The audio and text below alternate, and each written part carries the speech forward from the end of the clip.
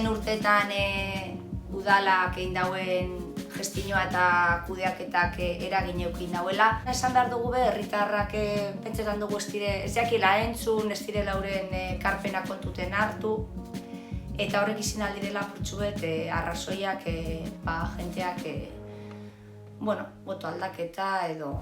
Ez gara inor esateko eurek zerrin daurien txartu, gukin dugu gure kanpaina, gu saiatu gara programan eran dugune azalduten herritik hauzunez hauzune eta gardenak izin gara horretan, eta lan indogu horretarako, jenteari azalduteko eta informetako, eta hori da guk izan aldugune, guk zer egin dugun. Pare bat gauze badeko guzor jarraipena emon gurotzeguneri, pare bat lan, proiektu.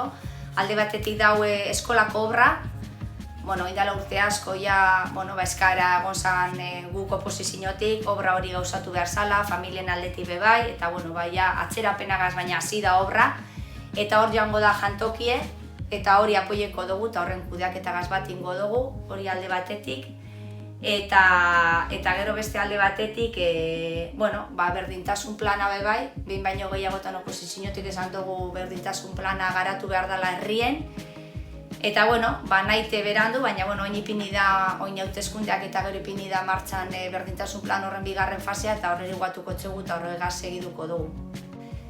Hor pilpile handeko gontxe bertan frontoiko obra, proiektu bat egin da, 1.166.000 euro kosteko dana. Alde batetik, guk hor salatu dugune da obra horrek, oingo dan obra horrek ez dagoela irisgarritasune bermatuten, alde batetik. Eta gero hauteskundeak pasau eta 2 egunetara, atzo bertan maiatzak 25ean kontratazio maile egon dala eta obra horria adjudikaute dauela. Da gero beste alde batetik, obra horrek baldintzatuko dauzela hurrengo urte bietako aurrekontuek, gure aurrekontuek. Lehenengo eta behin esan behar dugu, proiektu edo gure marka dala udal kontueketan gardentasune, eta gero jentean parte hartzea gure gu boltzatu, lan ingure dugu jenteagaz, herritarrakaz. Da gero hor dekogu apua, lehen esan duten moduen saneamentue, horri bai ala bai, horreri guatu behar dutzugu, hori egin behar da. Eta beste bi ordenantzak lehen aipatu dodazenak bebai, mai gainean ipiniko dugu eta beraztertu ingo dugu. Lurzoru publikoana eta diru laguntzen ordenantza.